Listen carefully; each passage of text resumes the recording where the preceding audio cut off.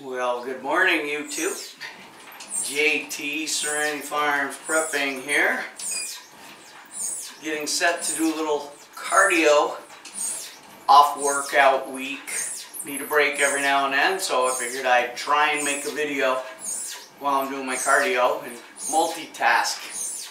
I can't do just one thing. I've always got to be doing something while I'm doing something. Alright, so this is an open rant, so to speak, to libtards, formerly known as Democrats. How can you possibly be supporting a party that stands for nothing that you actually say that you believe in or used to? I don't know if I know any Democrats anymore. I know people who say that they're Democrats, and then despite everything their supposed leaders who are now socialists, there are no Democrat politicians. At the very least, they're socialist, communist, Marxist, globalist. But yet, people I know that consider themselves Democrats, maybe JFK Democrats, who was actually the last real Democrat, are still going to blindly, knowingly, just go in and pull the D because it's their obligation, responsibility. Okay, if you believe in everything that your politicians stand for, then I expect you to go pull the lever for the D. But if you are morally, ethically, and even ideologically opposed to what your party stands for now,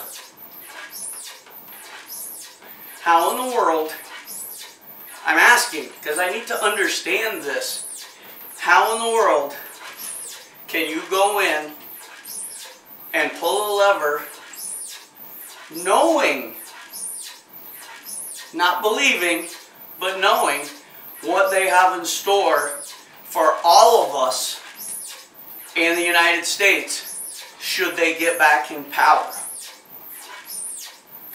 Okay, let's take the DNC versus the RNC conventions recently. I watched as much as I could of each night of the DNC, which was only 5 to 10 minutes. Immediately, right from the get-go, everything anti-American, anti-freedom, anti-constitution, anti-God, anti-our rights and our freedoms.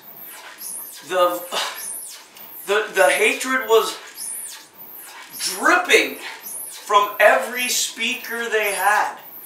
And who do the Democrats choose to bring in as speakers to impress upon you, the liberal voter, how they love America? They bring in a convicted murderer who tortured, raped, and then twisted the testicles off an old man, killing him. And now she's a leader for racial injustice. That's one speaker. Then they bring in illegals. Which part of illegal is confusing to you people? They bring in an illegal who on camera says she's owed, it's her right for services while she's here in the country illegally. And there are tens, if not hundreds of millions of these people sucking your tax dollars dry, and mine, committing crimes. They add virtually nothing to this country besides changing it culturally, ethically, morally, socially, and illegally voting. Every speaker, including all the politicians and those two running for office, had nothing positive. I looked, I searched, nothing positive to say about America or American citizens. All they want to do is talk about racism, bigotry, phobias, taxing, taking away your homes, your land, your meat, your cars, your job, everything. Please tell me one thing they said during those 3 nights that was pro-American. I'll wait. I watched a good video yesterday from Scott Baio, conservative actor, Happy Days, Joni Loves Chachi. And he was making this same plea, asking these same questions to Californians, because that's where he is. And just like here in New York, I'm far from the cesspools of Albany and New York City. But nonetheless, they dictate what happens in the rest of the state. California and New York have many more Republicans than you would think. They're silent. Scott believed in California, a lot of Republicans don't vote because they don't think it would make a difference. And based on sheer numbers and illegals and mail fraud and dead people and magic ballots, they may be right. But if we don't vote because we think it's a lost cause, we stand no chance. Here in New York, it's the same situation. New York City alone, in those 5 boroughs of land, have almost the same as the rest of the state combined in numbers. 9 million versus 10 million, but you have to factor in, away from New York City, many of those millions of voters are young children or teenagers, people not old enough and eligible to vote yet. Whereas New York City, it's not the same. So, you know, just because we may have the same amount totally, population-wise, it doesn't matter if only half of them are eligible to vote. But, nonetheless, we have to go vote. And we have to do it in person. And we have to do it in every number that we can. Because the tide is changing. I have friends who are Democrats, hold public office in the very small town next to me. And then there's many, the school board of my former high school has 7 socialists that after the existence of my high school till now took it upon themselves without any public input, hearings, anything, to change my mascot. Okay, so yeah, those people are everywhere and they're infiltrating every level of government from dog catcher on up to your senator. And they don't do things by proper channels because they know in the arena of ideas they lose. So they just do what they do, backdoor it, lead you to believe that all the victims groups are a majority when they're a minuscule minority. But with the help of fake news media and social media, fake news media, they get as much publicity and support as they want. But I need to understand, not really, because I think I do, how you supposed Democrats can continue to support and vote for the obvious socialism, communism, Marxist that you're seeing now.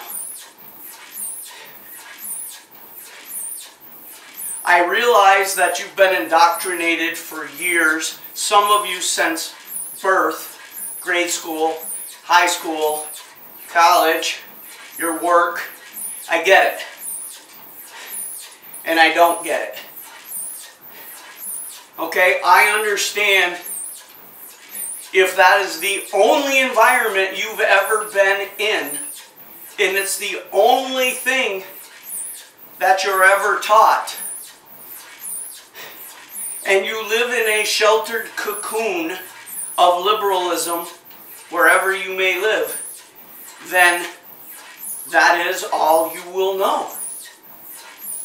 So you are incapable to have a conversation with me that has any differing ideas, thoughts, opinions other than what's been drumbeat into your head your entire life. So you've also been told when you may become engaged in a conversation with someone not of your ideology, and you can't put forth a reasonable counterpoint to anything that you believe in, you must fall back on, well, it's because you're a racist, bigot, homophobe, white supremacist, nationalist, whatever. You've got one in your back pocket. And then you walk away and try and make the other person believe that it's their fault. There could be no discourse.